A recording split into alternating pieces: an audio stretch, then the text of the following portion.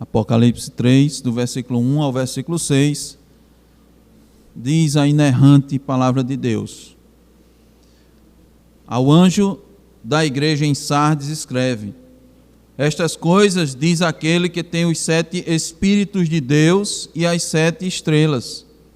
Conheço as tuas obras, que tens nome de que vives e estás morto. Sê vigilante e consolida o resto que estava para morrer, porque não tenho achado íntegras as tuas obras na presença do meu Deus. Lembra-te, pois, do que tens recebido e ouvido, guarda-o e arrepende-te, porque, se não vigiares, virei como ladrão, e não conhecerás de modo algum em que hora virei contra ti. Tens, contudo, em Sardes umas poucas pessoas que não contaminaram as suas vestiduras e andarão de branco junto comigo, pois são dignas. O vencedor será assim vestido de vestiduras brancas, e de modo nenhum apagarei o seu nome do livro da vida. Pelo contrário, confessarei o seu nome diante de meu Pai e diante dos seus anjos. Quem tem ouvidos, ouça o que o Espírito diz às igrejas. Amém. Vamos orar.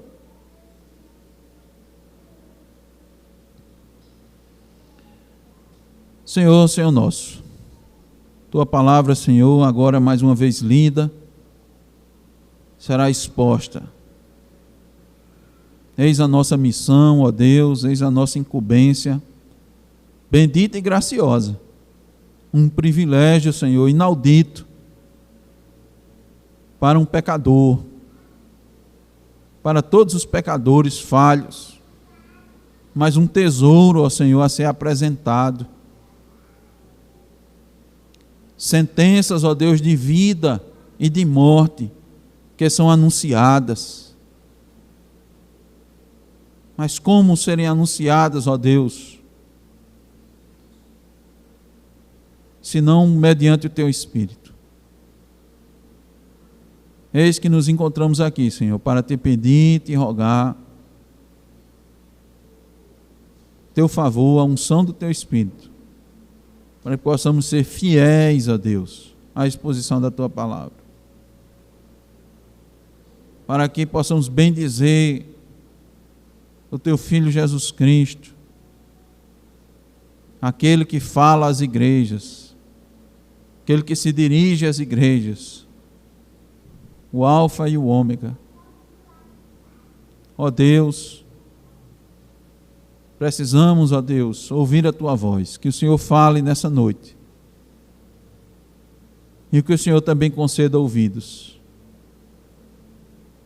porque naturalmente nós não os temos, e mesmo quando regenerados, ó Senhor, já observando o alerta dessa igreja, podemos estar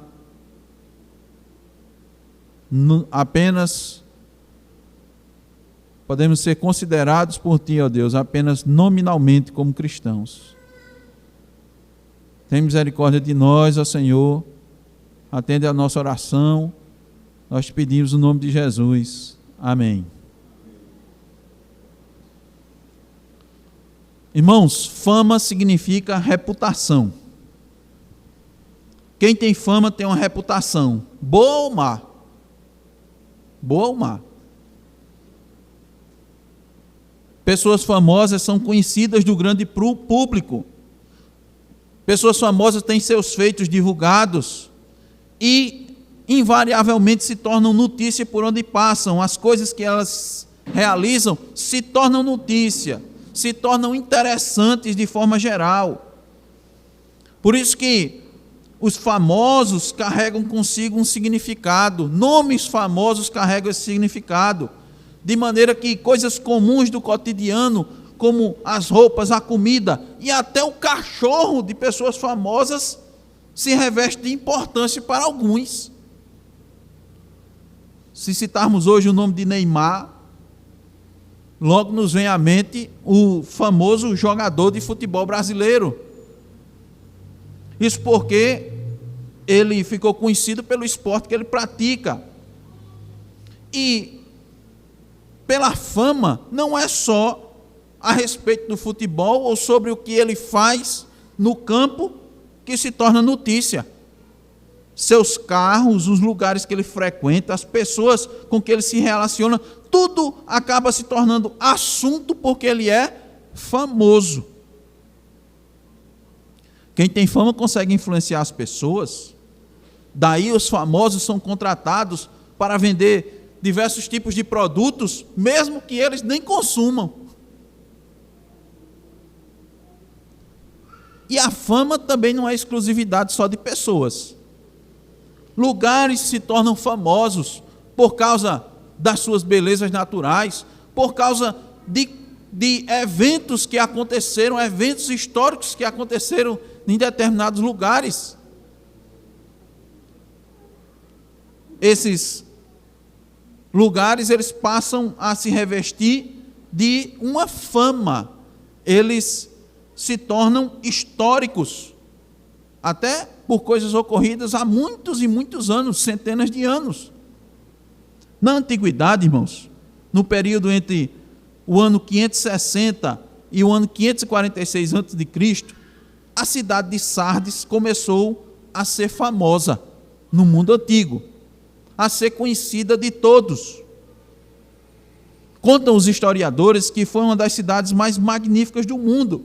Sua riqueza em ouro era lendária. A cidade original de Sardes era uma fortaleza quase invencível, quase inconquistável, porque ela era cercada de penhascos. Construíram a cidade num alto que tinha os penhascos para se chegar até ela. Mas, irmãos, devido à soberba dos governantes, essa cidade foi tomada 2 vezes. E a partir da última, que se deu por volta de 214 a.C., começou o seu declínio. Então a cidade de Sardes, antes famosa, antes conhecida por todos, começou a ser abandonada. E uma nova cidade começou a se erguer nas suas redondezas. Não no mesmo local. Quando o livro de Apocalipse foi escrito, Sardes caía em decadência. Uma morte lenta, mas gradual. No ano 17 depois de Cristo, a cidade foi parcialmente destruída por um terremoto. Assim, vez após vez, os soberbos habitantes de Sardes, que viviam satisfeitos consigo mesmos, viram muitas vezes sobre si a destruição. Vinha a destruição. E ela vinha como um ladrão de noite, de repente e inesperadamente. Naquela época não se tinha aparelhos que detectavam terremotos, né? Quando vinha de repente e a todos pegavam de surpresa. A igreja de Sardes, assim como a cidade, estava como que vivendo do seu passado, da sua fama, dos seus tempos áureos, mas Cristo aqui nos diz, nessa carta, que tudo não passava de aparência, mas apenas uma olhada superficial não identificava seu estado de morte. Por quê? Porque a igreja de Sardes tinha aparência de viva. Externamente, aquela igreja estava bem. Quem olhava de fora considerava como uma boa igreja. Olhava as suas atividades, e ela realizava muitas atividades, e tinha pessoas lá dentro, e dizia que essa igreja era uma igreja operosa, tinha muitas programações. Mas essa igreja estava vivendo apenas do nome. Sardes vivia do nome que construiu do passado. Observando a carta que Cristo enviou a esta igreja, identificamos uma igreja que tem obras, mas que é considerada por Cristo uma igreja morta, sem vida. Por isso, com o título Uma Igreja Operosa, porém morta, exporemos essa epístola em 2 oportunidades. Essa carta, esses versículos que lemos, nós vamos expor em 2 oportunidades. Na primeira, nós procuraremos responder a seguinte pergunta: como uma igreja famosa e operosa pode estar morta? Pode ser considerada morta? E no versículo 1, nós encontramos a primeira resposta. Uma igreja operosa uma igreja que tem atividades, pode estar morta quando ela se torna uma igreja nominal. Olha o versículo 1. Ao anjo da igreja em Sardes escreve. O anjo da igreja é o pastor. Cristo estava falando para o pastor da igreja. Estas coisas diz aquele que tem os 7 Espíritos de Deus e as 7 estrelas. Conheça as tuas obras, que tens nome de que vives e estás morto. Ela tem nome, ou seja, é uma igreja nominal, mas está morta. É assim que é uma igreja nominal. Ela tem nome de igreja, mas não é igreja, porque ela está morta como igreja. Ela existe, ela está lá, você pode ver as pessoas, ver as atividades por ela realizadas, cultos, reuniões, encontros, mas para Deus, ela só existe no nome. Para os homens, ela está viva, mas para Deus, morta. É como crente nominal. É crente só no nome, como cristão nominal. É cristão só no nome. Tem nome de cristão, parece com cristão, fala como cristão, se veste como cristão, mas não é verdadeiramente um cristão. Parece que está vivo, mas está morto espiritualmente. Este é o crente nominal. A igreja de Sardes tinha o conceito de ser próspera espiritualmente. Por causa de quê? De um início notável. E ela teve. Deus enviou ministros fiéis para pregar a Escritura e fortalecer aquela igreja. Ali ficaram remanescentes fiéis, que não se contaminaram com o mundo, mas houve um declínio, tal que essa igreja, no momento dessa epístola, gozava da boa reputação, mas não merecia esta reputação. Ela estava lá, portas abertas, pessoas indo e entrando, os ensinos sendo anunciados, mas Cristo a classificou como morta. E isso nos faz refletir sobre a nossa realidade, a realidade da igreja, da nossa igreja e das igrejas do movimento evangélico no qual nós estamos inseridos. Quantas coisas não são promovidas, quantos encontros, quantos movimentos de impacto até na cidade. Se você observar, tem cartazes por aí na cidade. Eu não sei se o evento já aconteceu, mas tem cartazes. Era para ser em fevereiro, mas foi adiado. Movimento que vai impactar. Ou, pelo menos esse é a propaganda, é um marketing.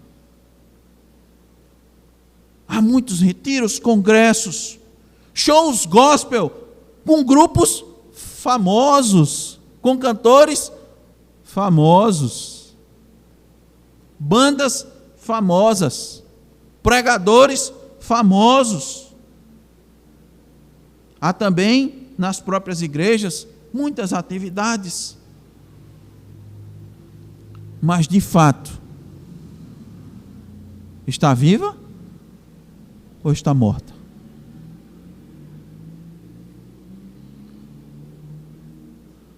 O reino de Deus pode ser visto espiritualmente, porque ele se manifesta espiritualmente. É espiritual ou é carnal? Tem-se colhido frutos do Espírito nas igrejas, nesses movimentos? Os irmãos lembram do fruto do Espírito? Amor, alegria, paz, longanimidade, benignidade, mansidão, temperança, domínio próprio. Porque contra essas coisas não há lei.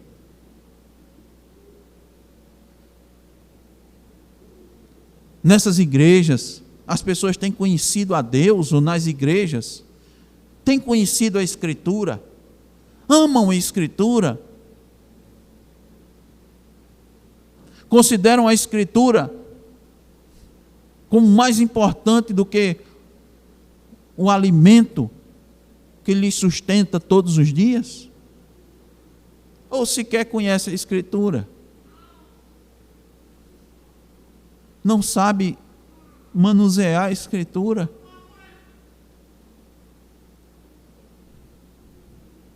A maior ferramenta, a maior arma do cristão.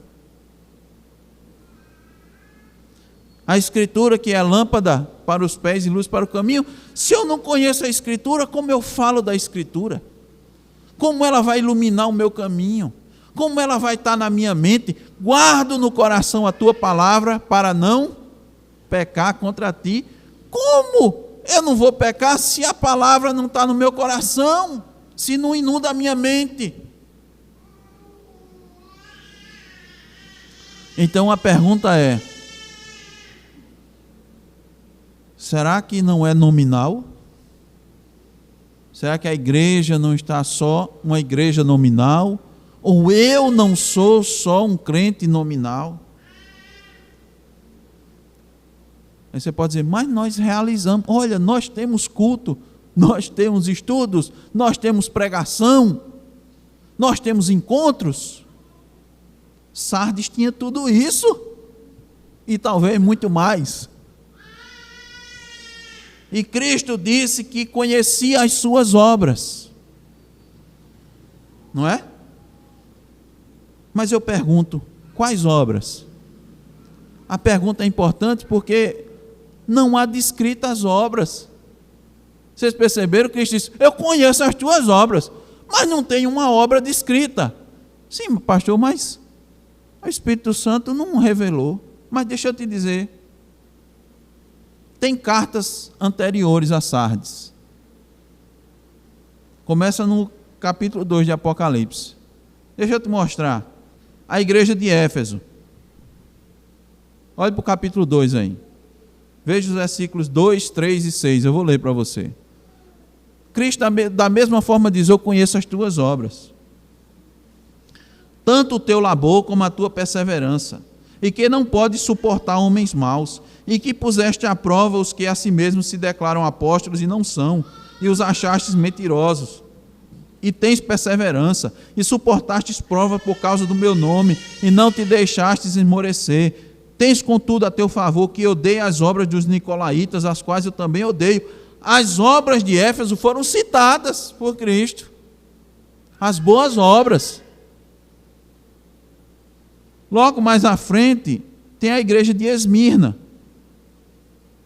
No versículo 9 do capítulo 2, Cristo diz, conheça a tua tribulação, a tua pobreza, mas tu és rico, e a blasfêmia dos que a si mesmos se declaram judeus e não são, sendo antes sinagoga de Satanás.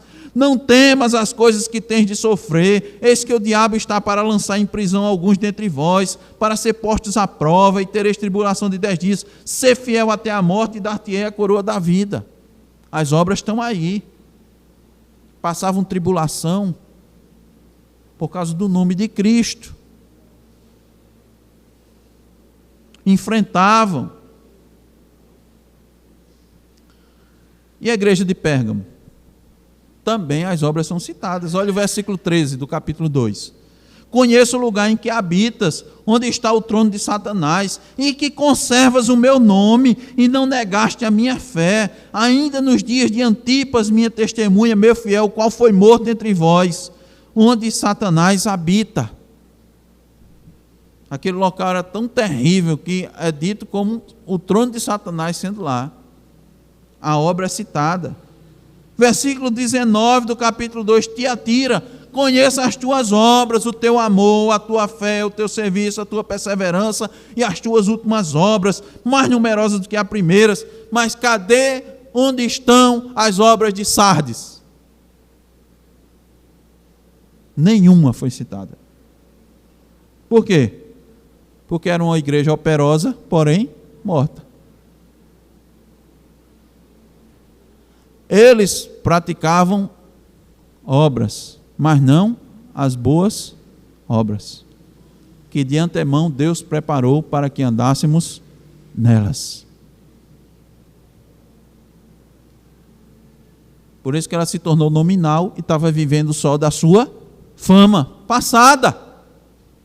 Quantas igrejas não estão vivendo da fama? Não, aquela igreja é histórica. Aquela denominação é histórica. Isso garante alguma coisa? Segundo Sardes, não garante nada. Tem muitas igrejas são ortodoxas, mas é uma ortodoxia morta.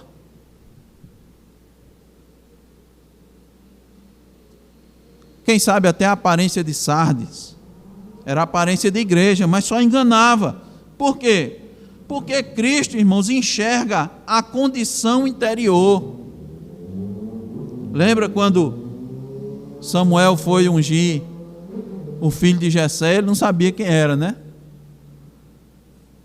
E ele disse: vai ser o primogênito.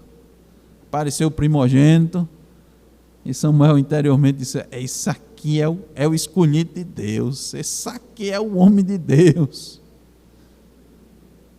Aí o que é que Deus disse para ele? Samuel, Deus não vê o exterior, Ele vê o interior. A Bíblia diz aqui, irmãos, no texto que lemos, Cristo tem os 7 Espíritos de Deus. Tem a plenitude do Espírito, tem um discernimento, tem um conhecimento, Ele prescruta, vai fundo, no íntimo, no coração, na alma, no pensamento, na motivação, no desejo. Vai no lugar mais escondido. Cristo entra nas salas da igreja, as que tem, no gabinete pastoral, no salão de reuniões, na área de convívio social, nas conversas de corredor, na reunião de oração, e Ele sabe se a igreja está morta ou se está viva. E se pergunta normalmente qual é o motivo da morte. Todo motivo da morte é o pecado. Porque o salário do pecado é a morte.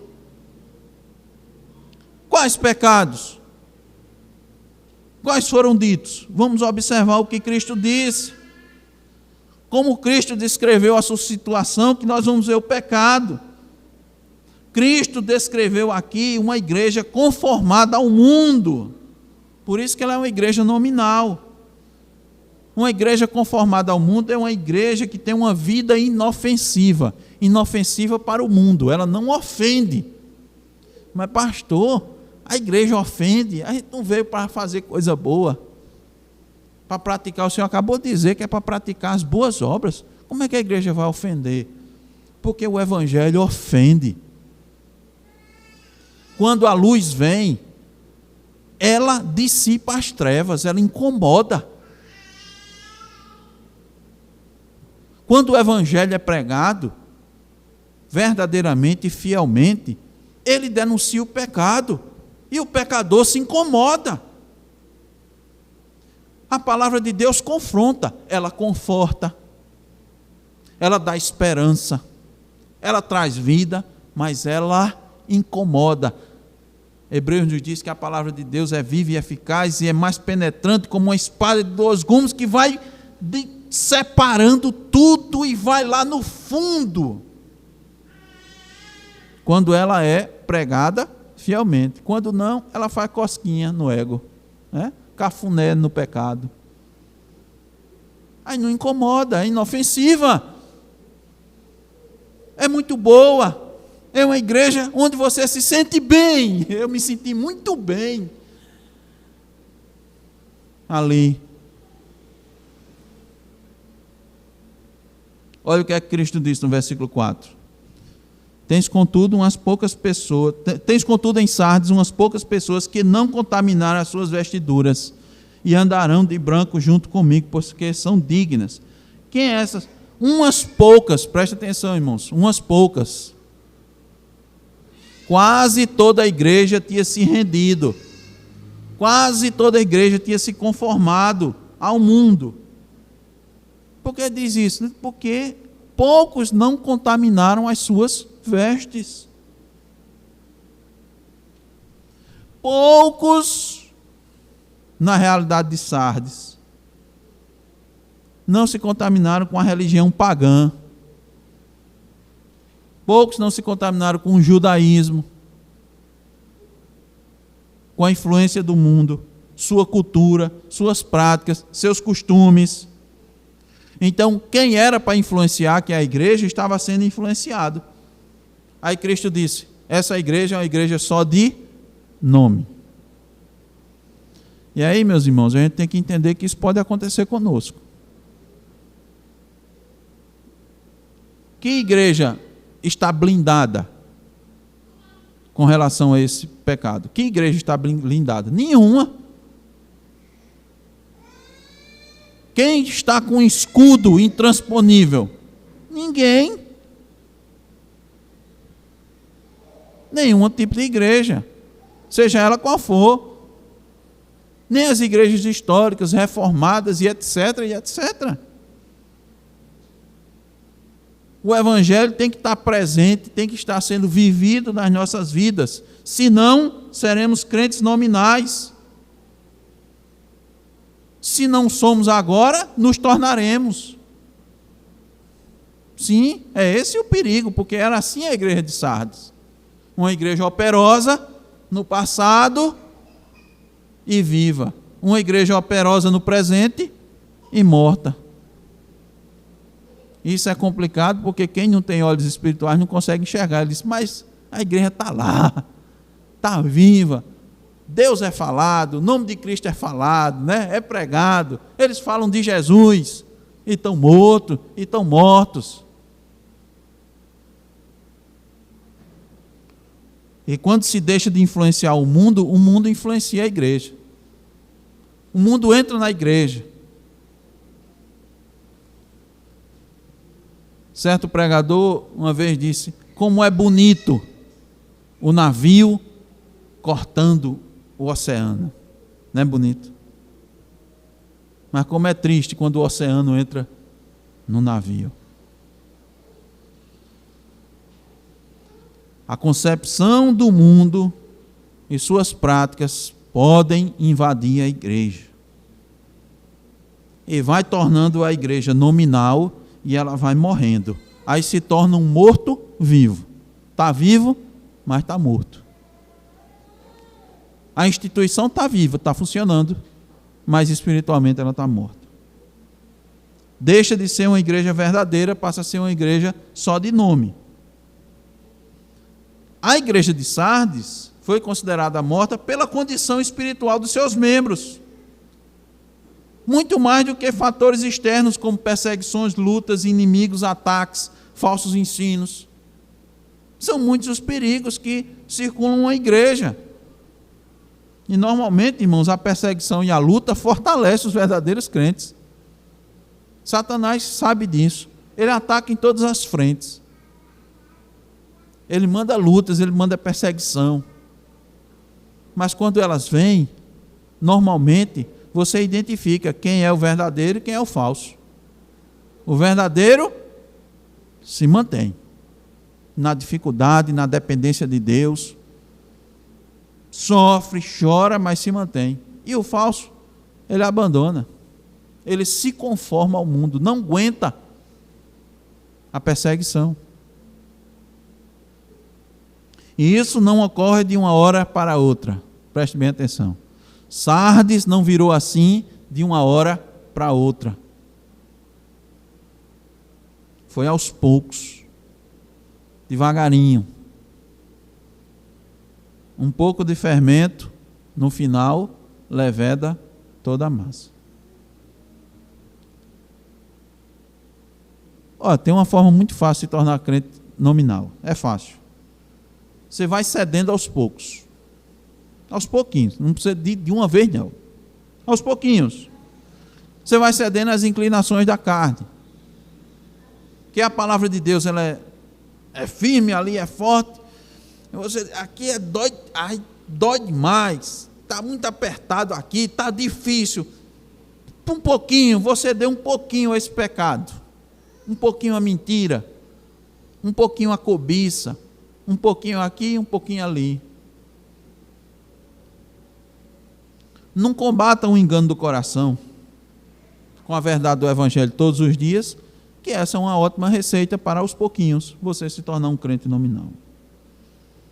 Um conhecido pregador já disse que nosso coração é uma fábrica de ídolos. Uma fábrica ela está, é só ter material que ela produz, né?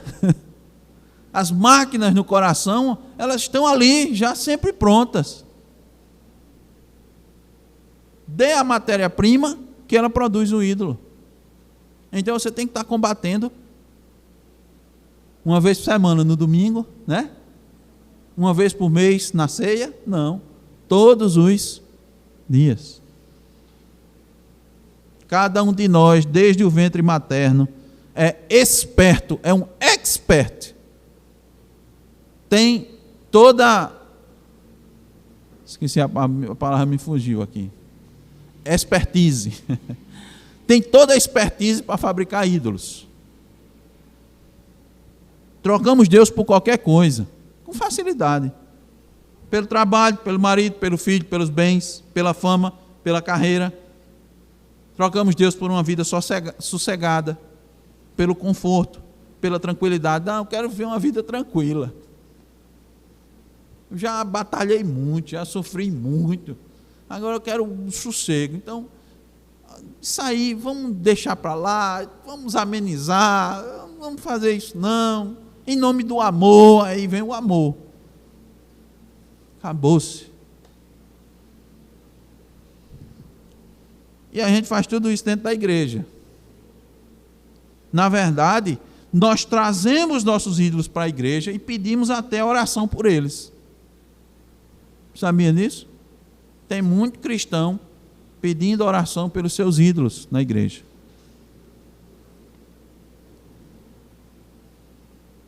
O que é um ídolo?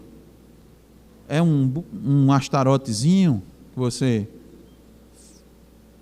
esculpe, você compra e deixa na sua casa? Não. O ídolo é qualquer coisa que está em primeiro lugar na sua vida do que Deus. Isso é um ídolo. Então ele é material e é muito mais imaterial, abstrato, que você não pode pegar. Não é difícil a concepção do mundo ser absorvida pelos crentes. Basta fraquejar em alguma área. Deixa eu dizer duas áreas que são características do cristão. Ou melhor, são marcas do cristão. Só o cristão pode apresentar de fato e de verdade o perdão e o amor. Quando o cristão deixa de exercer o perdão e deixa de exercer o amor, acabou-se. É o começo do fim. Quando você faz isso, você cede ao coração, né? Você está cedendo. Você deixa de perdoar porque você está guardando raiz de amargura. Está cedendo no seu coração. E aí, isso aí vai fincando raízes, né? Essas raízes, elas são alimentadas, rapidamente elas crescem para baixo. Elas se arraigam. Aí você começa a não nutrir mais o amor. Amor por Deus, amor pela lei de Deus. Começa a relativizar. Não ama mais o reino de Deus como deveria. A igreja de Deus. E ainda vai continuar a contaminar os que estão à sua volta. Você não faz isso, fica sozinho. Está lá em Hebreus 12, 15. Isso é inevitável. E o mundanismo vai tomando conta da sua vida. Você deixa a palavra e começa a colocar pressupostos humanos. Aí vem o liberalismo e assim vai. Se não tomar cuidado, isso acontece com a sua vida e você não percebe. Esse fato pode ter determinado o estado de morte da igreja de Sardes, sem eles terem percebido.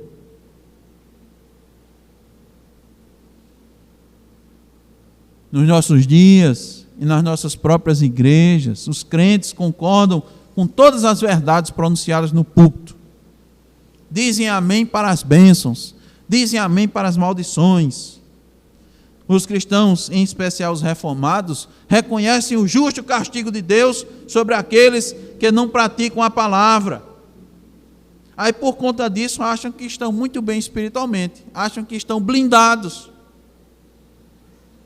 Mas é preciso viver cotidianamente a palavra, estar lutando diariamente, estar alerta.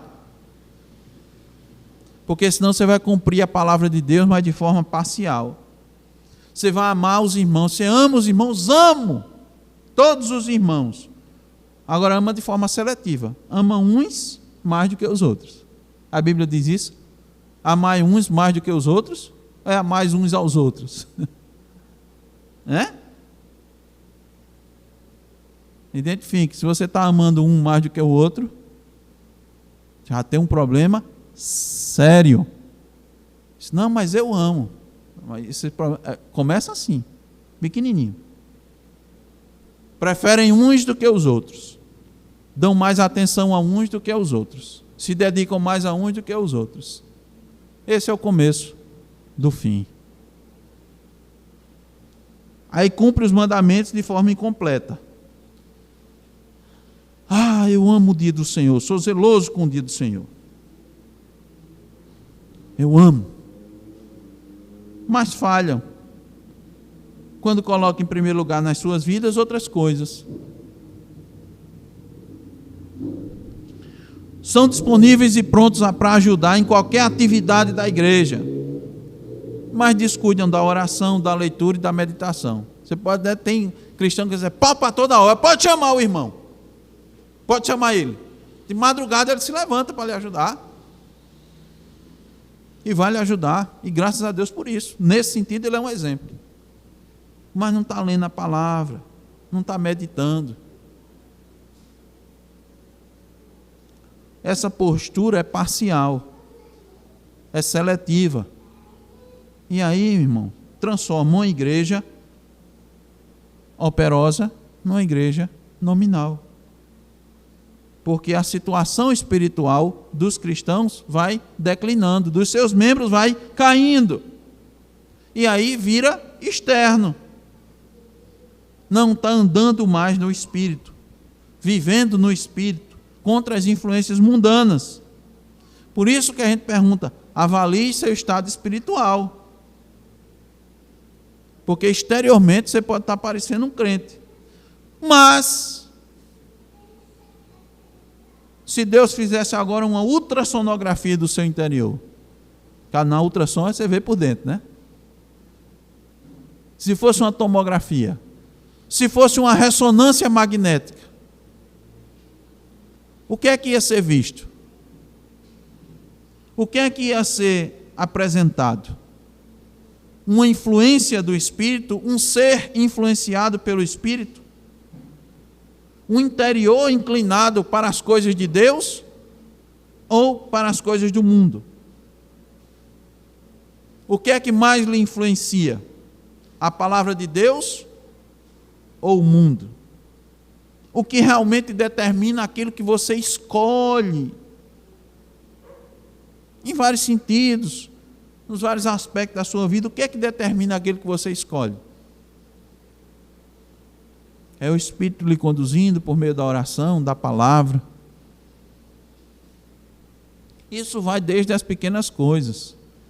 Que a Bíblia diz, quer comais, quer bebais, ou façais qualquer outra coisa, fazei tudo para a glória de Deus.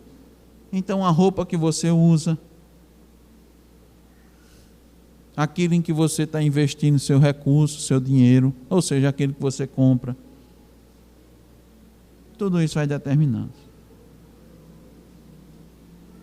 Até o seu comportamento da igreja, até o motivo pelo qual você vai à igreja. Você vai à igreja, vou, não perco nada. Por que você vai para a igreja? Mas pastor, o senhor está me perguntando isso? Sim, eu estou perguntando. O que é que lhe motiva a ir para a igreja? O que é que faz você ir à igreja? O que é que motiva você a estar presente, cultuando? O motivo é extremamente importante. Como você age na igreja é resultado da influência da Escritura na sua vida? Lá fora? Ou é das concepções que você tem absorvido? Não, eu entendo assim, cada um pensa, né? Cada cabeça é um mundo. E aí eu penso assim e ajo desse jeito. A igreja de Sardes foi considerada morta pela condição espiritual dos seus membros. Então, como uma igreja famosa e operosa pode estar morta? Quando ela se torna uma igreja nominal. Mas tem uma segunda questão aqui. Ela pode estar morta quando as suas obras não são íntegras. Observe o versículo 2. Ser vigilante e consolida o resto que estava para morrer, porque não tenho achado íntegras as tuas obras na presença do meu Deus.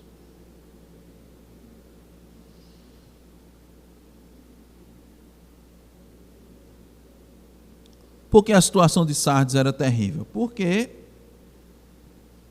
ela se encontrava em estado de morte, mas não sabia. Isso não é a pior situação, que a pessoa está morrendo e não sabe, né? Estava gozando de uma tranquilidade, de uma paz que só se encontra nos cemitérios, paz de defunto, paz de morto. Por isso que Cristo disse: ser vigilante e acorde desse sono da morte. Membros na igreja estavam nesse estado de letargia. E, irmãos, voltando à história da cidade de Sardes, esse alerta é muito significativo. Ele, quando fala à igreja, olha, Cristo quando fala à igreja, Cristo quando manda seus mensageiros, por isso eu vou abrir um parênteses aqui e dizer para os irmãos, é muito importante você estar presente na sua igreja, ouvir a pregação da sua igreja, porque Cristo fala na necessidade da igreja. Onde é que você está? Cristo vai falar contigo. Ele vai mandar o Espírito Santo. Ah, mas a palavra de Deus não está em todo canto. Está.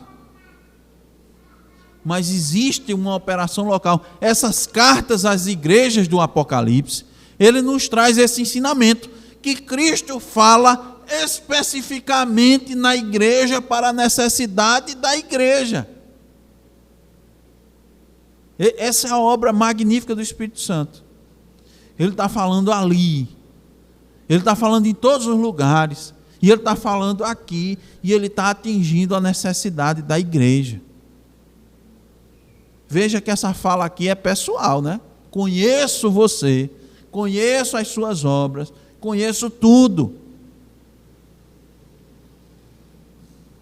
Então atente. Cristo está falando e ele fala numa linguagem para Sardes e fala numa linguagem para a igreja que todos da igreja conhecem. Todos em Sardes conheciam bem essa linguagem. Por quê? Porque nesta cidade, eles viviam na cidade e eles conheciam a fama da cidade. Sabiam que a cidade passou por 2 derrotas. E por que a cidade perdeu? Uma cidade que estava num local estrategicamente magnífico e perdeu porque ele não foi vigilante.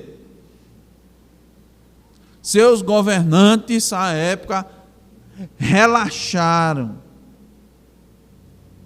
na sua condição de fortaleza, geograficamente quase intransponível. Soberba. O nome plural de Sardes se refere, em primeiro lugar, à cidade como uma fortaleza. Como disse aos irmãos, ela ficava no topo, na parte mais alta de uma montanha. E o acesso era muito íngreme, era muito inclinado, difícil de chegar. E essa cidade se tornou muito próspera. Produtos oriundos da agricultura. Tinha indústria lá. Então, esse acesso estreito, os irmãos sabem que militarmente falando, ele ajuda muito nas defesas, né? Você impede que um grupo maior ataque pelos lados, pelas laterais, arme emboscadas, porque facilmente só tem uma passagem. E as outras? Quase impossível. O quase impossível é você bota alguns guardas ali, estrategicamente, facilmente você diz, olha, a pessoa só pode chegar aqui dessa maneira, então facilmente eu preparo uma emboscada ou uma defesa, né?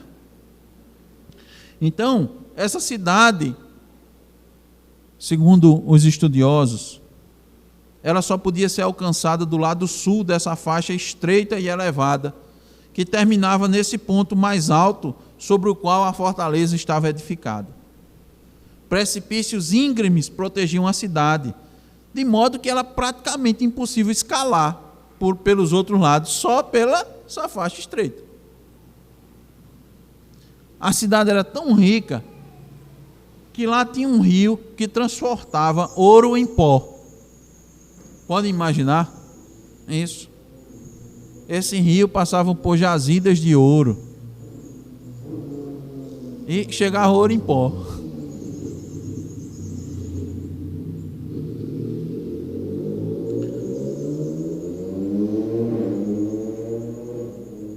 Por volta do ano 546 a.C.,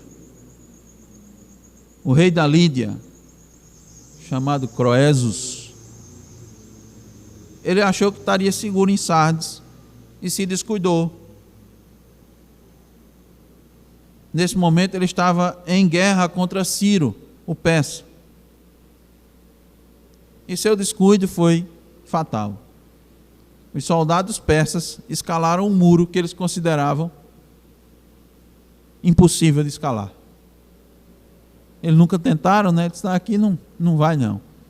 E os persas disseram, é por ali. Você vê isso em filme, né? O pessoal diz, nunca vão pensar que a gente vai por aqui, então é por aqui que a gente vai. E aí, eles fizeram de tal maneira que eles não encontraram oposição.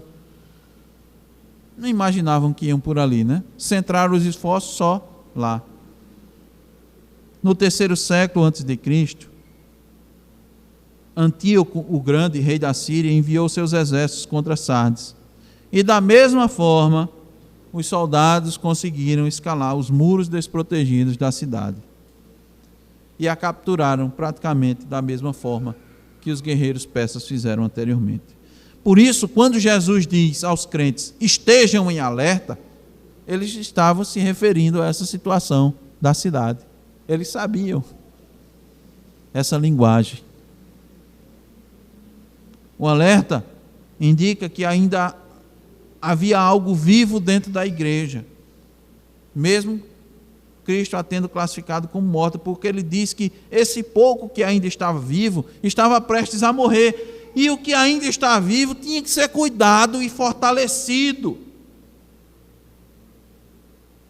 Versículo 2, ser vigilante e consolida o resto que estava para morrer, porque não tenho achado íntegras as tuas obras na presença do meu Deus.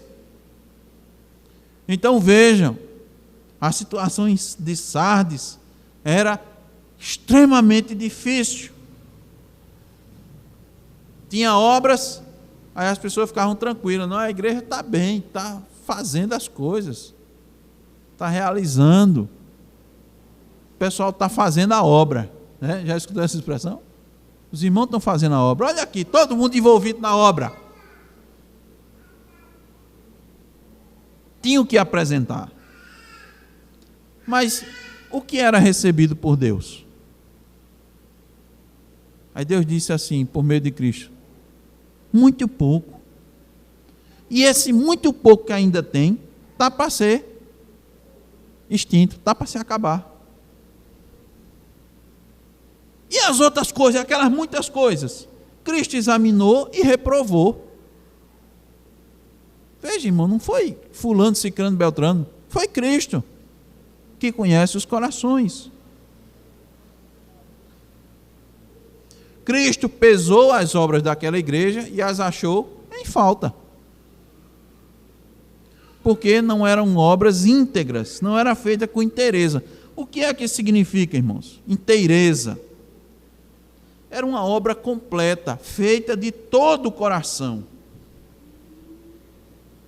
Aí eu pergunto, mas pastor, o senhor disse que o coração é enganoso, que a gente é pecador. Como eu vou fazer uma obra íntegra diante de Deus? Como eu vou ter um coração íntegro?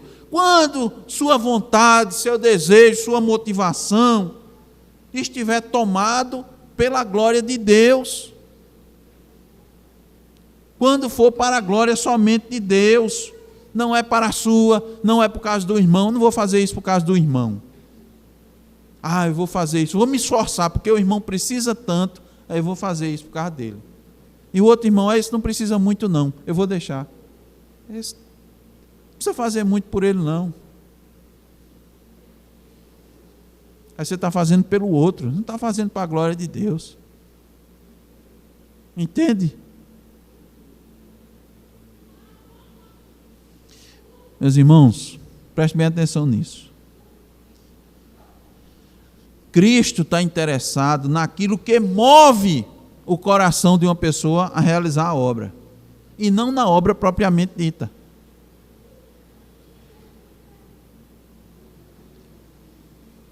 Cristo não quer quantidade, Ele quer qualidade. Ele quer que tudo seja feito para o reino de Deus, que a motivação seja unicamente a glória do seu Pai, a glória de Deus. Ele quer que seja feita a vontade do Pai, nada diferente disso. Ele deseja que o cristão faça tudo cheio do Espírito Santo, realize tudo movido pelo desejo de trabalhar para o nome de Deus ser glorificado, para o reino de Deus, e isso com gratidão a Deus. E depois que fizerdes tudo quanto foi vos ordenado, dizeis: somos servos inúteis, porque só fizemos aquilo que nos foi mandado. Estudamos isso em Lucas 17. Aí essas obras são recebidas por Cristo. Essas são. São na integridade, no desejo total de glorificar a Deus. Na imperfeição, sim, mas movida pelo Espírito Santo, debaixo de oração. É isso que Deus deseja. Vidas inteiras, íntegras dedicadas a Deus. Não é parte dedicado. Eu vou dar uma parte ao meu Deus. A outra parte eu fico com ela.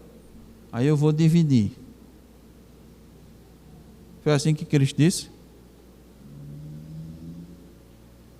Ele disse: quem amar mais o pai, ou a mãe, o irmão, mais do que a mim, não é digno de mim.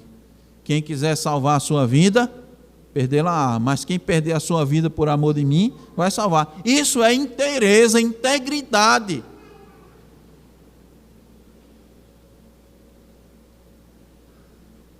Se não for assim, pouco importa a quantidade e a grandeza das obras realizadas. Deixa eu lembrar de novo 1 Coríntios 13, aquele negócio bonito e é belo. Se eu entregar a minha vida para ser queimado, se eu der todo o meu dinheiro para os pobres, se não tiver amor, de nada adianta. Mas dá o dinheiro, só é rico, bilionário, e vai dar para os pobres. Eita, Deus vai receber? Não. Quem disse que Deus vai receber? Deus só vai receber se for para a glória dele. E os pobres vão se beneficiar? Vão. Mas Deus não vai receber. Entende? Essas são obras boas, mas não são boas obras. As boas obras são aquelas que glorificam tão somente a Deus.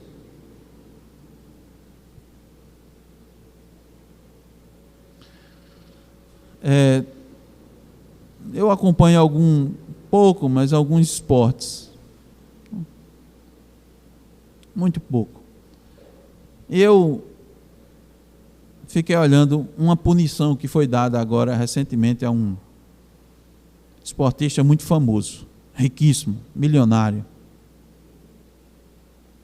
Ele deixou de participar de um evento que ele era obrigado. Aí multaram ele. 50 mil euros. É um bocado de dinheiro. Aí ele vai pagar. Sabe como ele pagou? A instituição disse: ó, você escolhe uma pessoa que você quer beneficiar. Você escolhe uma pessoa pobre, normalmente, com baixa condição, e você vai beneficiar a pessoa com esse recurso. Você escolhe. Eu disse: que punição foi essa? O cara se promovendo em cima da punição? Que tipo de... Onde foi a punição?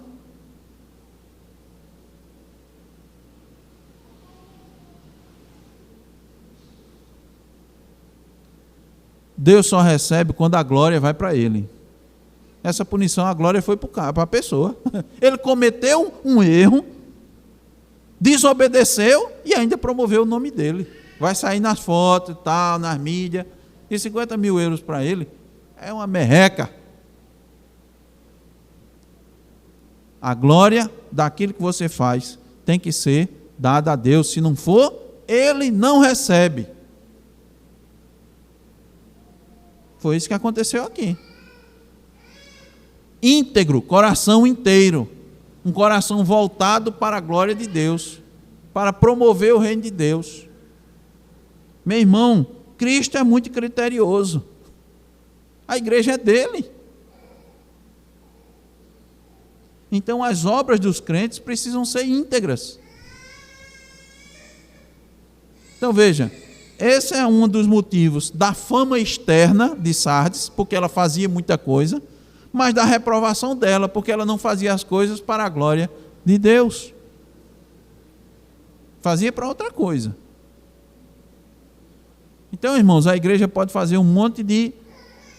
pode realizar um monte de que a gente chama de assistência social. Tem muita igreja que é focada, para fazer assistência, viu? Antes de tudo, atenda, faça o bem a todos, principalmente os da família da fé. Aí tem igreja focada em assistência social. A fama dela toma conta. Agora é importante ver, essas obras são íntegras? Veja, eu estou dizendo para reflexão, não estou dizendo para fazer, irmão, não estou desestimulando de jeito nenhum. Eu estou dizendo que o que a Bíblia está dizendo aqui é que Sardes fazia muita coisa e Deus não recebia. E aí, irmão, entenda que ninguém sabe o que está no teu coração. Só Deus, né? Nem um homem mesmo sabe direito. Só Deus sabe. Cristo é aquele que sonda mentes e coração. E aí, eu quero lembrar daquela passagem que está lá em Mateus 7, 21 e 22. Cristo diz assim: nem todo aquele que me diz, Senhor, Senhor, entrará no reino dos céus, mas apenas aquele que faz a vontade de meu Pai que está nos céus. Muitos me dirão naquele dia, Senhor, Senhor, não profetizamos em teu nome, em teu nome não expulsamos demônios e não realizamos muitos milagres. Não são muitas obras essa daqui? Muitas obras, né? Versículo 23, então lhes direi claramente, nunca os conheci, afastem de mim vocês que praticam o mal. Como praticar o mal? Se as pessoas estavam dizendo que estavam pregando a palavra e realizando milagres, como isso pode ser classificado como mal? Porque não era para a glória de Deus. Concluindo, irmãos, as igrejas que realizam obras, se não for para a glória de Deus, se não forem as obras com integridade de coração, para Deus não servem e estão mortas, ou estão quase mortas. Quando ela pode ser famosa, quando a igreja pode ser famosa e operosa e ser considerada morta? Quando ela se torna uma igreja nominal, uma igreja só de nome, vivendo do nome de igreja, da fama, daquilo que realiza, daquilo que ela pratica. Como uma igreja operosa no passado pode se tornar morta no presente. Deixa que o mundo entre na igreja. Deixa que isso entre aos poucos. Se acostuma com o erro. Tolera o erro. Pronto, tolera o erro. Acabou-se. Ela vai se parecendo cada vez mais com o mundo. Ela não vai mais incomodar o mundo. Ela vai ser influenciada pelo mundo.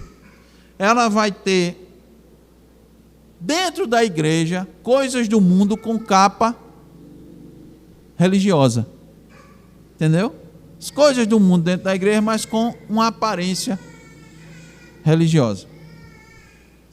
Aí vai se acomodando às circunstâncias, se adequando às necessidades uns dos outros, e eis uma igreja nominal.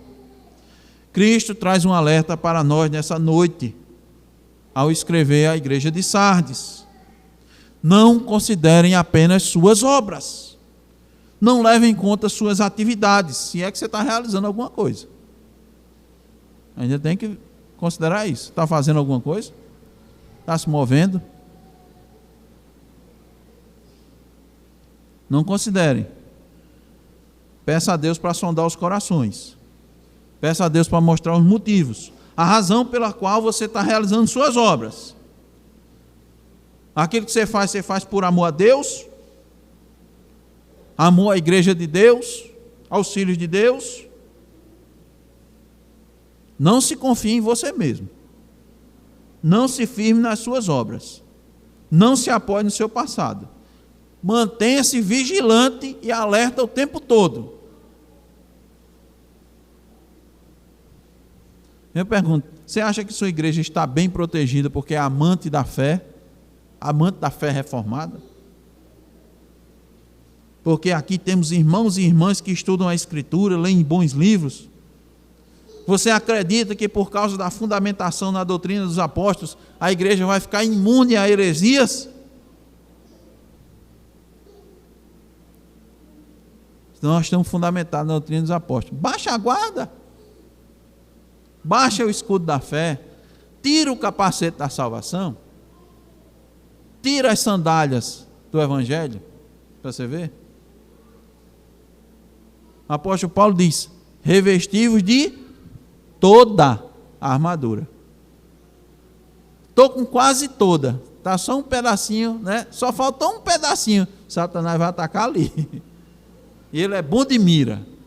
Isso é bom de mira demais. Ficar sem a couraça, mas eu tenho um escudo. Tá? Ele vai atacar em dois lugares.